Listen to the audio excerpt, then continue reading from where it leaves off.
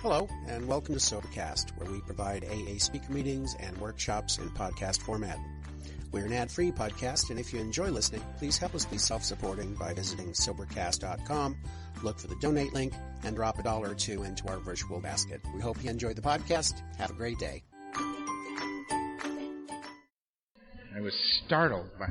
All right, here we go again. We have many things to discuss here. I've got new questions. Also, for Annie, you're not here, but I wanted to say hello and extend my very best wishes to you personally, and I hope we meet soon. None of you know what just happened, and that's just fine. So, question. When a sponsee says, "What happens if I quit and find out later that I didn't have to?"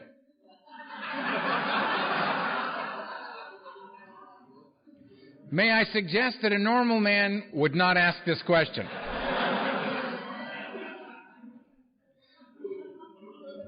Because a normal man would recognize that if that were the case, all you'd missed was a few drinks. In this individual's case, I would suggest if you found that out that you would have missed an awful lot of drinks. So, I would just simply say, I wouldn't worry about that. Just keep moving. More will get revealed. If you're not an alcoholic and you've missed a few drinks, big deal. If you are an alcoholic and have missed a few drinks, big deal.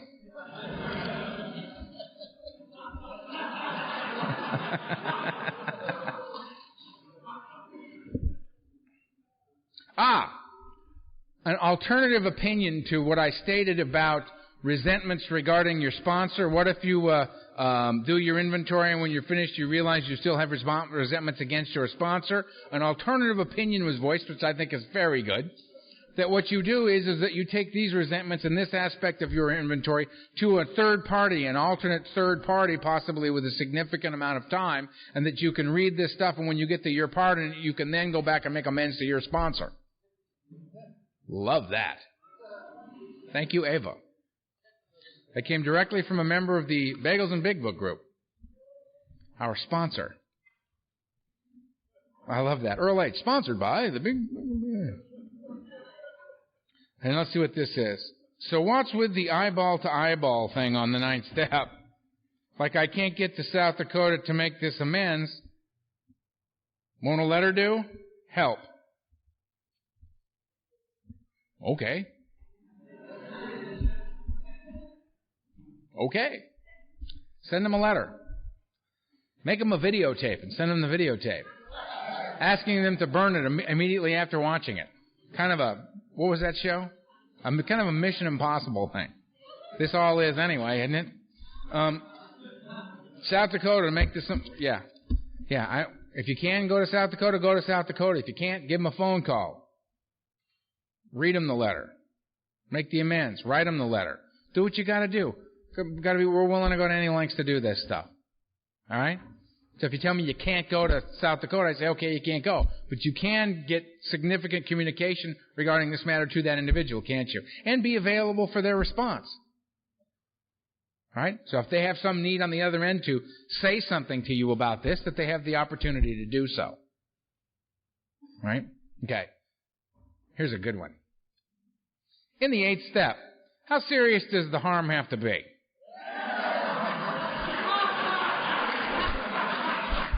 Whoever wrote this, I love you. That's kind of like,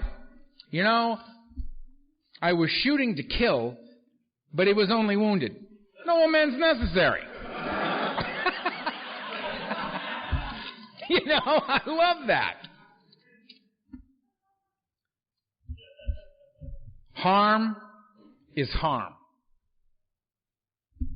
If you have harmed someone, we don't have degrees of harm. Right? Harm is harm. If you've harmed someone, make amends. You don't know that the impact this has had on that particular individual. It's not... We don't decide for someone else how much harm we've caused them. We don't know the extenuating circumstances of their lives. We don't know. I mean, I can be goofing around at a party and push someone into a pool, right? And all I've done is embarrass that person publicly, and that requires an amends. I apologize for embarrassing you publicly. I had no right to treat you that way, and I apologize. If there's anything I can do to set this right, please tell me what it is, and I'll be more than happy to engage in that activity to see that this is made right by you. However, I might be at the same party and push another person into the pool. It's the same action, right? That person almost drowned as a child and is deathly afraid of water. And this is a terrifying experience for this individual. Brings up a lot of their past. I mean, it's really, really a remarkably unsettling experience to them that throws them into a semi-catatonic state as they sink to the bottom of the pool, and someone has to dive in and save them.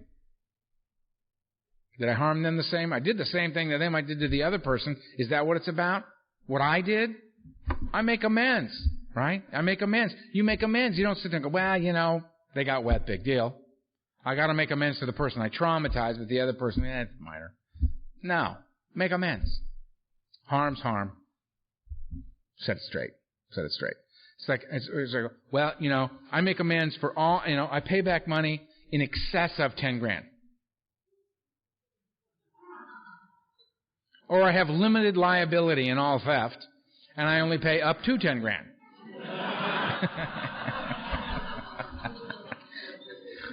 No. Set it straight. All right? What was the other thing? Somebody else mentioned to me something that I say that was pertinent to the 9th step. Speak up. Where are you? You came up and you shared with me something that I talk about that you said was pertinent. There you are. Naturally right in front of me, and I couldn't see you. Yes. Right. It's like, what's the point and the value of all this stuff, right? When I came to AA, you see, conceptually, these things all tie together. We may have to go back to the tape and review, but I'm certain that they do. I came into AA and believed that there was, because I was in it for me, the self-centered nature of being new. I believed if I came in and I was honest with you, then you would be honest with me, that this would be the result of my action. Because for me, it was all about the expectation I had on the back end of the action. You get what I mean? I'm not being honest with you because that's a good thing to be. I'm being honest with you so you'll be honest with me. That's what I'm after. I'm still, do you notice here, I'm doing the right thing, but I'm still attempting to control and manipulate my environment. You see how I'm doing that? I'm being honest with you only so that you'll be honest with me. I'm trying to get you to give me what I think it is I need from you. That if I love you, then you will love me. What am I doing this for? I'm doing this so that you'll love me because I need to be loved. It's about me. I'm attempting to manipulate the situation. Right? If I show you respect, then you will be respectful of me. And I was completely wrong. That's selling it. You're selling it short. Way short. If I'm honest with you, the reward is that I become an honest man. If I love you, then I become a loving man. If I'm respectful of you, then I become a respectful man. That these are the rewards. It changes me here. What you do with because I was honest with you and you lied through your teeth to me. I showed you respect and you embarrassed me publicly for no reason other than to dampen my light so yours would look a little brighter. Not you personally, but you get what I'm saying. Though I did find this one question a bit challenging. Kidding. Everybody that put a question up here is going, little shit's talking about me. Earl. You get what I'm saying? This side of the street. I do this to be this, to become this, not to get from you. What you do is your business. I am powerless over that. One of the great gifts of sobriety, Serenity Prayer.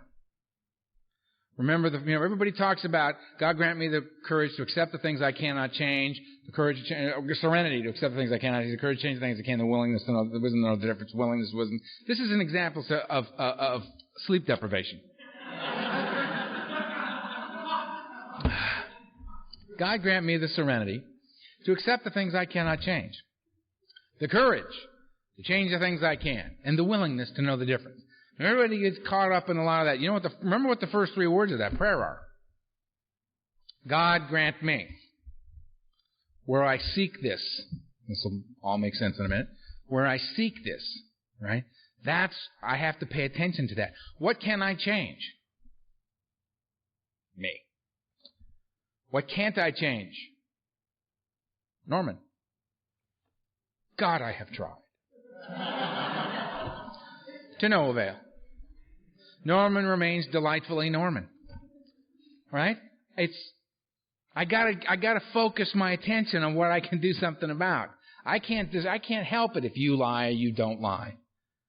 Right? I can be an example for the newcomer that comes in. I can become a part of the human chain, right? That's Alcoholics Anonymous. And I can be a guy who's doing better and better and better and better. I can be an example to that guy. So when that guy comes in and says, all I hear, Earl, is blah, blah, blah, blah, blah, blah, blah. Do you know what I'm talking about? I can say, oh, yeah. That's all I heard. But I can feel something here. I can feel something here. There's something that I can feel. It's palpable. It's I can feel it here. You people are doing something different. What's the key to that? Doing. Doing something different. You people are living a different way. The action of your day is fundamentally different than mine. And I want that. How did you get that? This. What keeps me, I worked 1 through 9. What keeps me going? What keeps me in the game? 10, 11, and 12. I think of them all as action steps. People say, well, there are the action steps, and then I think they're all action steps. 10, me. 11, God. 12, you. Nobody else to play with, right? 4 and 5 was me. 10 is me. 6 and 7 was God. 11's God. 8 and 9 was you. 12 is you. Nice. That's kind of tight, isn't it? That's kind of covers it, doesn't it? 10? What am I doing with 10? What am I doing? It's a pop quiz. Come on. Thought you were going to get to sit there after lunch and just listen to me go on and on and on, didn't you? Come on. What are we doing in 10? Continuing to take personal inventory. Personal inventory. My inventory, not yours. And when wrong, promptly admitting it. Why promptly? Because I'll develop a resentment towards you, and we'll get around to it June. Right? I will wrong you and think, oh, God, I got to clean that up. Eventually. I'll make a note of some kind, get to that. Wrong. I got to get it done now. Resentment's the #1 killer of people like me. I will fester and I will die. I got to get it out of my head. I got to get rid of it. So I review my day. The book, again, very specific. Start the day, review the day. Great stuff. Great stuff. And you know what? It doesn't even have to be a day. That was a very, very interesting experience for me. I remember being new, about 2 years sober. I'd been going to Ohio Street Tuesday night, Thursday night, Friday night, and Saturday night. 4 nights a week I'd been going to Ohio Street for 2 years. Right behind the podium at Ohio Street is about a 3-foot by 4-foot painting of the Serenity Prayer. 2 years after having begun to go to Ohio Street, I spotted that painting.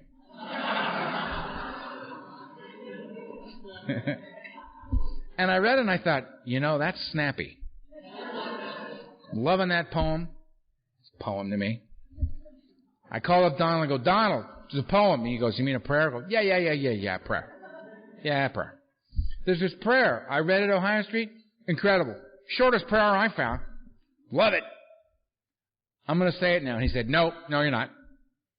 He said, what are you talking about? It's the shortest one I can find. He goes, no, way too much going on there. You're going to screw that all up. I said, fine, then if I'm not allowed yet to say this prayer, this Serenity Prayer, what do I got to say? He goes, here's what I want you to do. Here's your prayers. You listening? Yeah, I'm listening. He goes, all right, when you wake up every morning, before your feet touch the floor, you pull the covers down from your insane little head and you look up and you put your palms up like this and you say, whatever.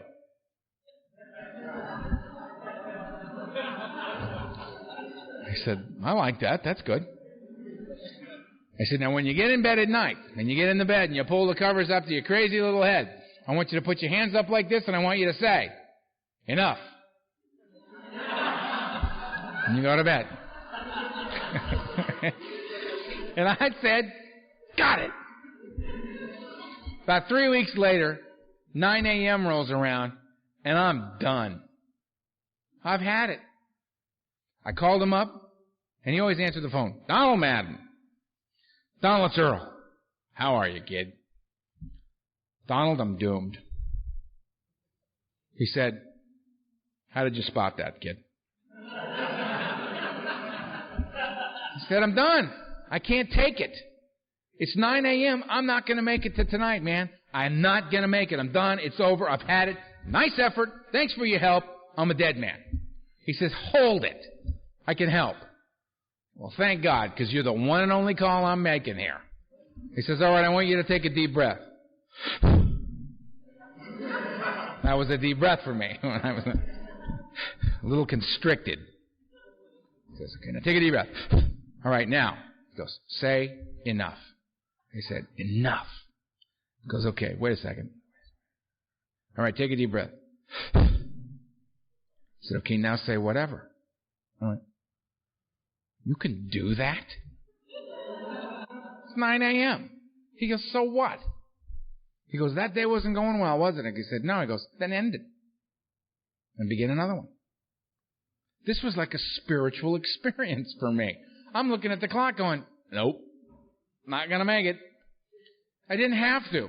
I just had to let that go and start my day over again. I can do these things along the way, right? That are tremendously valuable to me. These little ways of getting on through. Just getting from meeting to meeting. Getting from sponsor call to sponsor call. Getting from opportunity to sit and read the book. Let it go, take it back. Let it go, take it back. Let it go, take it back. I mean, I turn my will in my life. You know how many times I turn my will in my life over the care of God between Los Angeles and New York?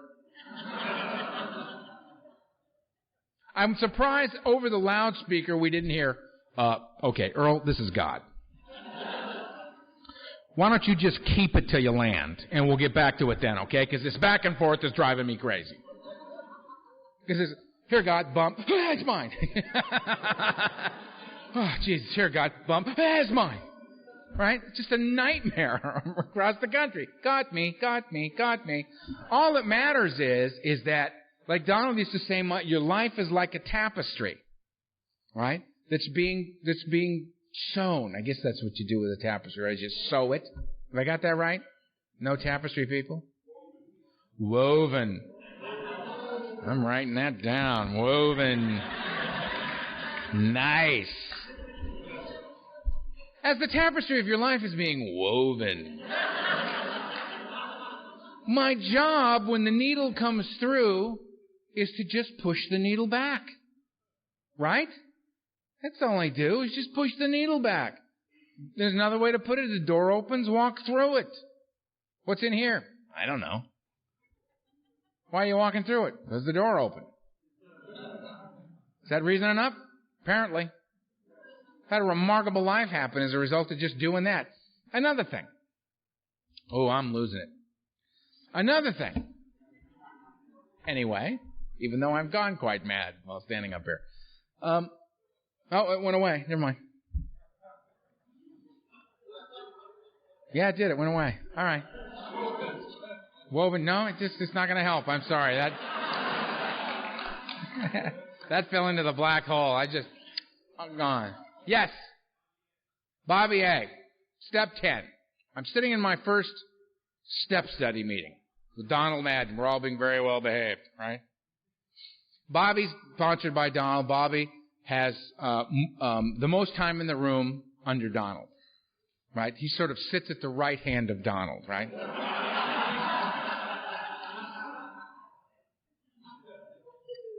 Very impressive fellow about that tall, right? Mighty fellow. We're all very impressed with Bobby. We're very serious about the steps. Very serious. Working the steps. Quiet over there, I'm working the steps. Laughing? There is no laughing in steps. Laughing, life and death. Steps. We're talking about the 10th step. Oh, it was very serious. Very serious. No screwing around in here. You get to Bobby. Bobby says, well, I recall the first time I heard the 10th step. Thought it was fascinating. Continue to take personal inventory, and when wrong, promptly admit it. So I immediately wrote a long letter to a friend of mine pointing out all of his defects of character, and I apologized for not telling him sooner.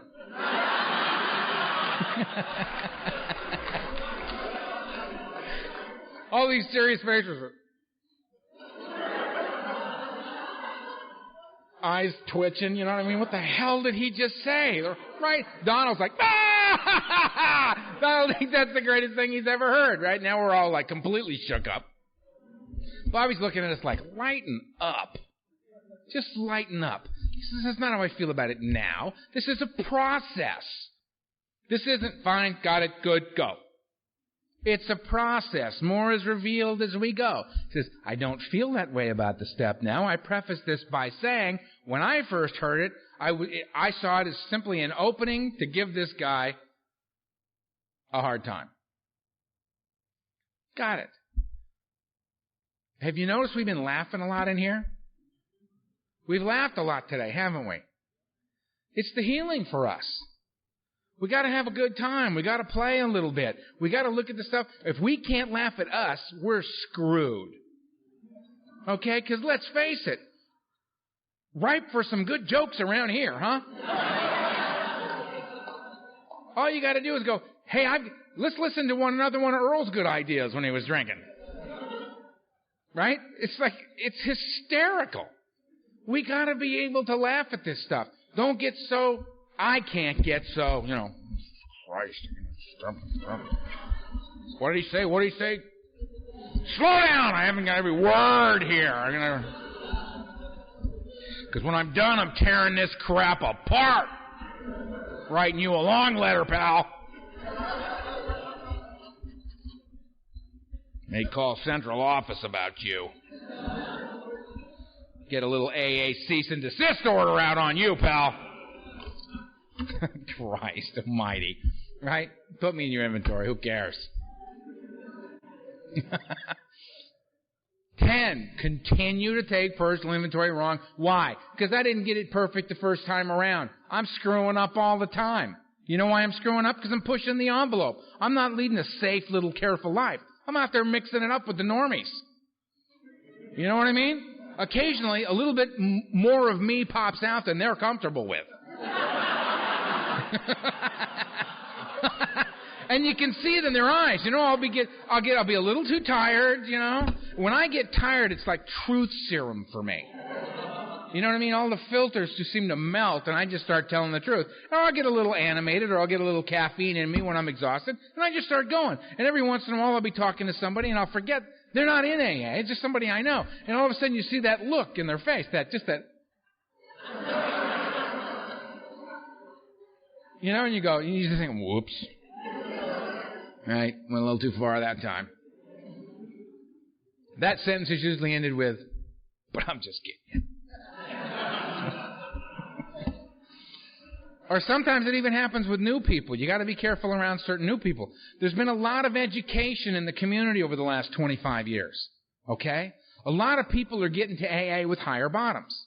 Now, a lot of the old-timers, seem to take exception to that. I think it's remarkable. I think it's wonderful. Why should somebody have to suffer as much as I did to have a right to be here? That's crap. If you made it here, congratulations. I don't care if you dropped the champagne glass by the pool and went, oh, that's it, and then you came.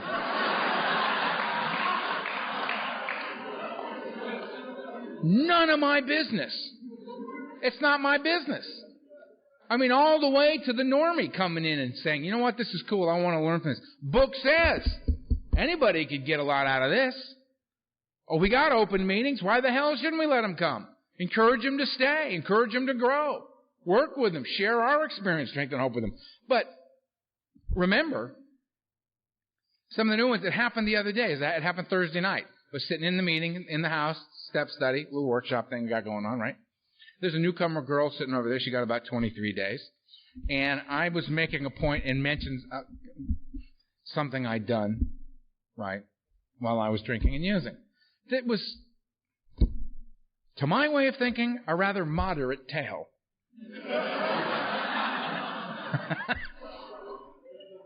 I just briefly looked to my right and realized she wasn't seeing it that way. She was looking at me with absolute horror on her face.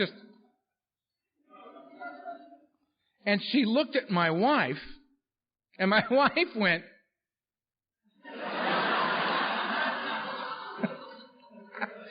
I don't know if she's going to come back. I don't know. Got to be easy with the new ones. Kind of get a sense of what, you know what I mean? We don't want to jump them too hard and too furious. I believe that this isn't a cookie-cutter program. We bring them in, we stamp them this way, we guide them through this, we put them through this stuff and on. I know a group somewhere in the Midwest, they're so serious about this thing, and I mean serious, that you come into their group, you get interviewed as to whether or not you're going to be in their group. If you come into their group, there's an interview process to become a member of their group.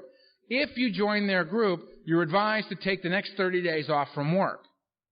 Now, I don't know about you, but to think that if a newcomer's got a job and then to actually ask them to not go to it is... that kind of goes against the grain for me. But, I actually did damn near an exorcism on a member of that group, getting them back out into AA. All right? I mean, the pressure that was being put on this woman was horrible. The manipulation and control that was occurring. But that seems to work for some people.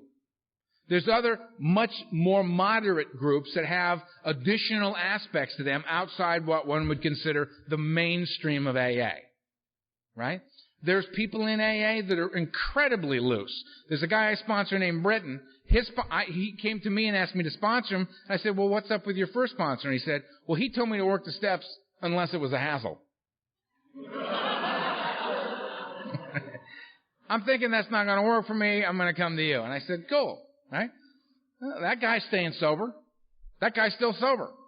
He works the steps unless it's a hassle. God bless him. You know?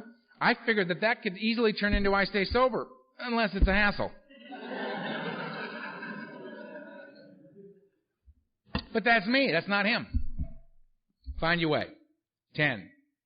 Continue to take personal inventory and wrong, promptly admit it. That allows me to not find myself going into a deeper and deeper and deeper and deeper state of resentment, dis-ease, disharmony, so that because I'm only going to do an inventory every 5 years, that builds over a period of 5 years until I get some relief. No, I want the daily experience of the relief being there, of this working, of being free. I don't want to slowly over time in sobriety gradually become tethered once again to the disease of alcoholism. I don't want to end up with the obsession of the mind returning. Now, there's another guy I know in the program that says, I think I could stay sober and comfortable that way, doing half of the things I do. The only problem is I don't know which half that is, so I just keep doing all the stuff that I do. I'm with that guy. I have a great life as a result of what I do. If it works, don't fix it. Keep going. That's what I do. I've always gone to lots of meetings. I've always been sponsored. I've been sponsored for every moment of my sobriety except for 3 hours. That's how long after Donald died I had another sponsor. I'm of service. I sponsor a lot of guys.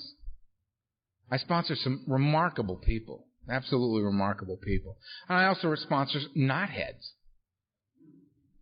I sponsor a guy who he's been around 12 years now. I think he's sober 3 weeks ago. And I sponsored him for 12 years. Question. If you have someone who continuously relapses, Earl, shouldn't you encourage them to seek another sponsor? Yeah. And if he doesn't go, fine. It's not my decision. It's not up to me. It's not, believe me, I'm not the weak link in his game plan.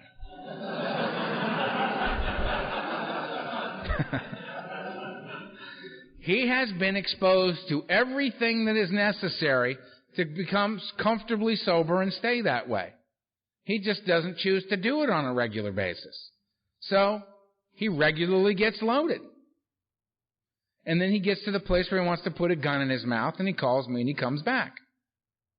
And when he wants to tell me how much pain he's in, I don't listen to him.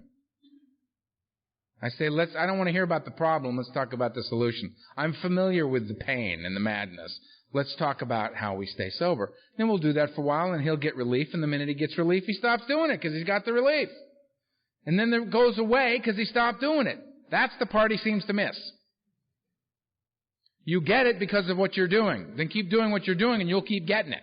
You stop doing what you're doing, it's going to go away. You with me? That's amazing. All right. So, 11. Ooh, we're getting close, aren't we? Getting close. 11. I seek through prayer and meditation to improve my conscious contact with God, praying for knowledge of His will for me and the power to carry that out. I think it's a self-explanatory step. What do I pray for? What should I be praying for? How about I pray for knowledge of His will for me and the power to carry that out? Period. The end. Thank you. Why don't I pray for knowledge of His will for me and the power to carry that out? Now, I can pray for world peace. I can pray for a new bike on Christmas. I can pray for her. I can pray for all of you. Anything wrong with any of these prayers so far? No. What could I pray for that take all that into account? Keep me out of the solution, keep me out of expectation. As a result, keep me out of everything except my part in this. And align me in a position to be of maximum service to God and my fellows. What could I do that take all that into consideration? How about I pray for knowledge of God's will for me and the power to carry that out? Just right back, boom. Nice and simple, nice and simple. Pray for that. Can I add stuff? Sure. Can I do stuff instead of that? Absolutely. Donald had a horrible prayer. He'd get mad at somebody, he'd pray for them to get what they deserve. That was as gracious as he could be. We used to get a kick out of it. Somebody'd say something to him in a meeting or something that he didn't like. We'd all go, oh, he's going to be praying for that guy.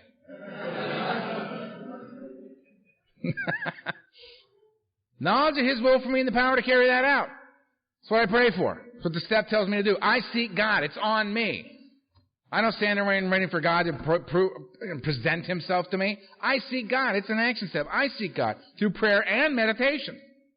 Now, when I went to Al S after Donald, I sat down and we reviewed my program, and he said, Earl, you're firing on all cylinders. You're doing great. You're catching the buzz. You're spreading the word. You're doing the deal, man. You're doing the deal. Love it. He goes, now about this meditation thing. Do you meditate much? I said, well, what do you mean by much? I'm coming up on 14 years and actually not yet, no. He says, well, I think you should explore meditation. I said, okay. Being a good little AA sponsee, I was deferring to the thinking of my sponsor. I called up a friend of mine, said, about this meditation thing, I think we need to explore it. He said, great. We found a place that was a school for meditation. We took a 6-week course on meditation, and we began to practice meditation on a daily basis.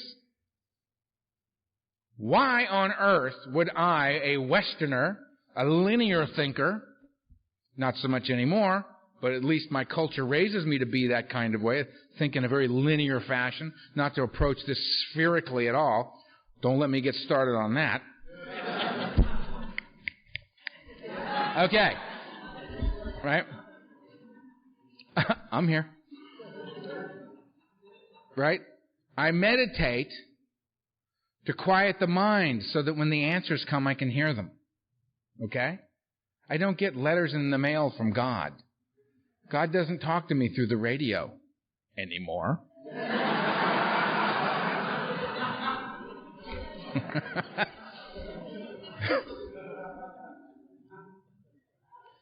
But I do get a sense of what the right thing is for me to do when I pray and meditate? The answers come to me in the form of a thought, an idea, an intuition.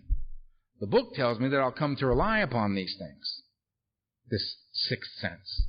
It comes to me through meditation. Meditation is one of the most powerful tools available to an individual like me. It is not the nature of the body to be still. It is not the nature of the mind to be quiet.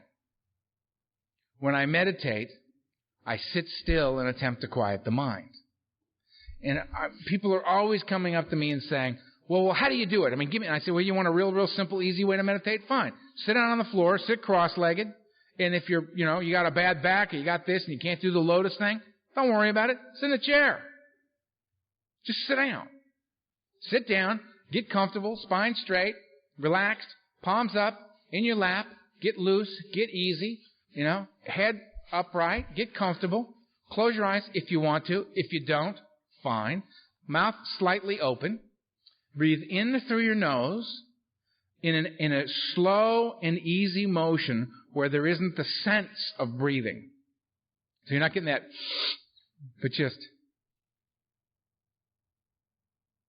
And then very slowly out through the mouth.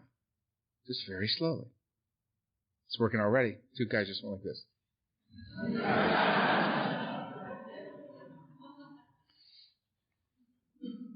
All right? And you breathe in slowly, and you breathe out slowly. All right? Very simple meditation. Count from 1 to 4. 1, 2, out with 2, in with 3, out with 4. And then start again. In with 1, out with 2, in with 3, out with 4. I will guarantee you that the majority of the people in this room, when I just counted from 1 to 4 twice, didn't stay with me. You thought about something else. You found some way to object to that. You were in conflict on some level with it. Or you simply just started to think about him or her or it or when or how or under what circumstances. You just went into something else. Because that's what we do. This isn't about getting good at staying on 1, 2, 3, 4, 1, 2, 3, 4 for the next 20 minutes. This is about recognizing when you've wandered off, accepting and acknowledging that, and coming back to 1, 2, 3, 4. It's not about staying at 1, 2, 3, 4. It's about being willing to come back to it. Because you're never going to stay there. We wander. The body's being still. The body doesn't like to be still. The brain subconsciously, while you're counting to 4, will say, tighten up his left butt cheek. And you'll go, 1, 2, God, my ass hurts. Never mind that. Back to 1, 2, 3, 4. Back you go. 1, 2. Girl in the 4th row is very attractive. Oh, sorry. 1, 2. The guy over there to the left laughs a lot. I like him. He seems to be pleased with me. That's all that's required for me to like you. Shit. All right, wait. 1, 2. You just, right? It's the nature of the mind to scurry about. The body doesn't want to sit still, right? When the glute tension didn't do it, right? It'll say, make his left foot cold. What? Why the hell is my left foot cold? Because your brain's trying to get your ass up out of the chair to go do something. You can't sit still, be quiet. But if you keep coming back to this and just experience your resistance to it, which is fascinating when you think about it, that you can't sit still and be quiet for 5 minutes. That's alarming. That's absolutely alarming. You start to see the urgent need for the meditation. So you sit and you begin. And this will happen to you. If you do this every morning, it's going to come. You're going to sit down and you're going to count to 4 once. You're going to open your eyes and it's been 20 minutes. And you're going to feel a lot. You woke up exhausted and you sat there for 20 minutes and you got up and you feel balanced. You feel peaceful. You feel calm. But you feel a great sense of energy. Not the caffeine kick, right? This steady, smooth, easy energy is there for you. And you're going to go, wow. And you're going to be very, very comfortable with decisions that have to be made that you were really stressing about. Because it's just clear that this is the right thing to do for you, and you can make the decision and then let it go. And not sit there second-guessing yourself for the next 2 days. You can make the decision and move on with your life. Next. Bring it. Next. And it's okay. And it's a remarkably powerful tool. Prayer and meditation. I seek God through these things. Why do I do that? Because without God, I'm in charge. Need I say more? Bad situation. Earl's in charge. Oh, God. We've seen his handiwork. Back to prayer. Turn it over to God. Give it to God. Give it to God. Whatever. That's a great prayer, by the way. Whatever. What does it say? Whatever. I surrender. Screw it. Take it. It's up to you. I'm your humble servant. Thy will, not mine, be done. I'm just going to go out here and attempt to maximize my service to you and to my fellows. I'm going to go to these meetings not to take from them, but to see what I can bring to them. So that when the newcomer walks in and goes, anybody in here got what I need? Yep. And it has nothing to do with my best thinking. Good news for us all. That's cool, right? So, that's what I do. I seek God through prayer and meditation to improve, to continually, to constantly, to hopefully, without ceasing, improve my conscious contact. Contact at awake. Conscious. Here. Now. Conscious of a contact with a power greater than myself. You bet. You bet. I have relationships with a few of the people in this room. Right? I can assure you that the nature of those relationships is remarkable to me. Some of the stories I can tell you about things that we've done. Right? A buddy of mine that I haven't seen in a while, I saw him last Friday the 13th when I came here. And I said, he walked in today after the break and I got to see him. And whenever I see this guy, it just lights me up. He's not in the room right now. He's in the back so I can talk about him. So when he comes in, shh. His name's Steve. Right? I love this guy. We never talk. We don't have to. He's on the planet. It's a better place for me. I love him. Just love him. We were sitting on a beach in the Bahamas one day. Right? First of all, need I say more than that? Right? This maniac and I are sitting on a beach in the Bahamas. Beautiful sands, water, birds, rocks. I mean, we're paradise. Two pagans in the middle of paradise, right? And we're sitting there. This is back when we smoked, and I said, he said, so you've been smoking these Cuban cigars? And I said, yeah, tasty, huh? Yeah, I love them. It's great. And we're on a little island in the Bahamas, and I think it's called Eleuthera, right? That sounds like an illness, you know, not an island. But there we were. Beautiful place. And I said, you think we could get some? Now, there's a couple old dope fiends, right? In an hour, we found Cuban cigars. We got up off the beach, got a ride into town, immediately went to the liquor store. Found a couple of guys. Says, do you know a guy that would know a guy that could get us right? We need to tap into the Bahamian underground, right? We're tapped in 8 minutes. We go through a store to the back of the store to meet Mama so-and-so, who knows the guy who says the word to the bartender over at the club so-and-so, owned by the underworld kingpin of this particular island. We go to the bar, you know, code blue. Great. Box of Cubans comes out. Right. They open it up. You know, we take 6 or 7 of them, pay the guy, back in the cab, we're back on the beach within an hour smoking Cuban cigars. You gotta love this guy. That's history between us. We're sitting there just laughing at each other, right? Old habits die hard, bro. You know? He just tapped right in and do that. And we had a blast. And that same guy now sit over dinner, and what we talk about is his daughter and how much he loves his daughter and how he's being a good father to his daughter, right? And then you meet his daughter, and you see how she talks to him, and you know, God, this child's in good hands. Right? How can I not love this man? Right? Do I need to talk to him every day? No. We're on the same path together. I know what he's doing. He knows what I'm doing. We see each other. The other day he emailed me for the first time, and it was a picture of him with a very prominent politician. It's hysterical. Standing there with his arm around this politician, right? Talk about worlds colliding, right?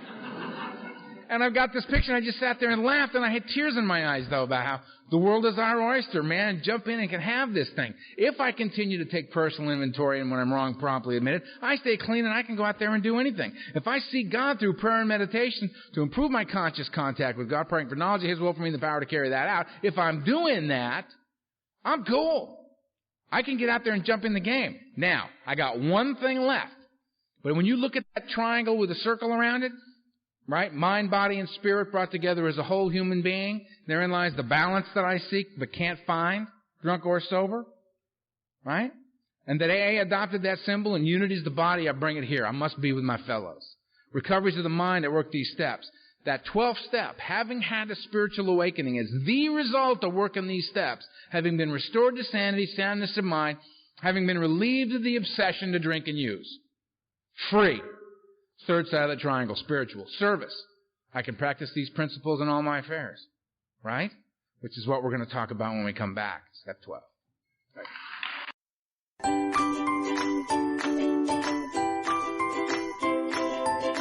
Thanks for listening. I hope you enjoyed the podcast. Sobercast is ad-free, and we'd like your help in order to keep it that way. So if you'd like to help us be self-supporting by pledging $1 or $2 a month, visit Sobercast.com and look for the donate links. Thank you very much.